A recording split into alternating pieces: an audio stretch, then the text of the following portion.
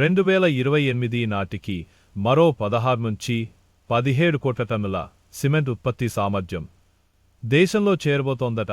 దేశీయ సిమెంట్ పరిశ్రమ ఇప్పుడు వేగంగా విస్తరిస్తోంది. గత మూడేళ్లుగా గిరాకీ సగటున 9.5% చొప్పున పెరుగుతోంది.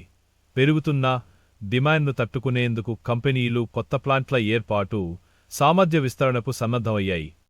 రేటింగ్ సంస్థ క్రిసిల్ అంచనా ప్రకారం ఈ విస్తరణ పనులకే 1.2 లక్షల కోట్ల రూపాయలు వరకు పెట్టుబడి ఖర్చు కానుంది.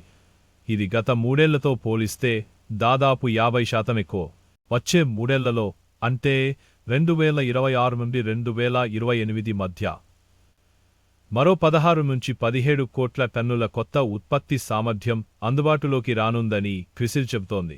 ప్రస్తుతం ఉన్న 66.8 కోట్ల టన్నుల వార్షిక సామర్థ్యం 2028 మార్చి నాటికి 82.8 నుండి 83.8 కోట్ల టన్నులకు పెరగనుంది.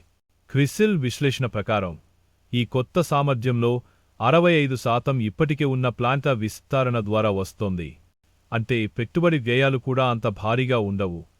అదనంగా 10 నుండి 15% వరకు పెట్టుబడులు సొంత హరిత ఇంధన ప్రాజెక్టులు, ఉత్పత్తి ఖర్చు తగ్గించే టెక్నాలజీలపై వెచ్చించనున్నాయి.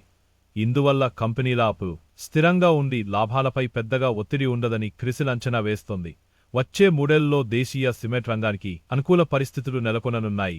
మౌలిక సదుపాయాలు, గృహ నిర్మాణ రంగాల్లో పెరుగుతున్న పెట్టుబడులు దీనికి బలాన్ని అందిస్తున్నాయి. ఇప్పటికే అదానీ గ్రూప్లోని అంబుజా సిమెంట్, అలాగే ఆదిత్య బిర్లా గ్రూప్కి చెందిన అల్ట్రాటెక్ సిమెంట్ పెద్ద ఎత్తున విస్తరణ చేపట్టాయి. కొత్త ప్లాంట్లు సామర్థ్య విస్తరణతో పాటు చిన్న చిన్న కంపెనీలను కొనుగోలు చేస్తూ తమ ఆధిపత్యాన్ని పెంచుకుంటున్నాయి. ఫలితంగా దేశంలో ఉన్న 66.8 కోట్ల టన్నుల స్థాపిత సామర్థ్యంలో 85% కేవలం 17 కంపెనీల చేతుల్లోనే కేంద్రీకృతమై ఉంది. గత దశాబ్దంలో సిమెంట్ రంగం సగటున 65% సామర్థ్య వినియోగం మాత్రమే సాధించగా ప్రస్తుతం ఇది 70%కి పెరిగింది. ఇది సిమెంట్ రంగానికి భవిష్యత్తులో మరింత బలమైన వృద్ధికి సంకేతమని నిపుణులు చెబుతున్నారు.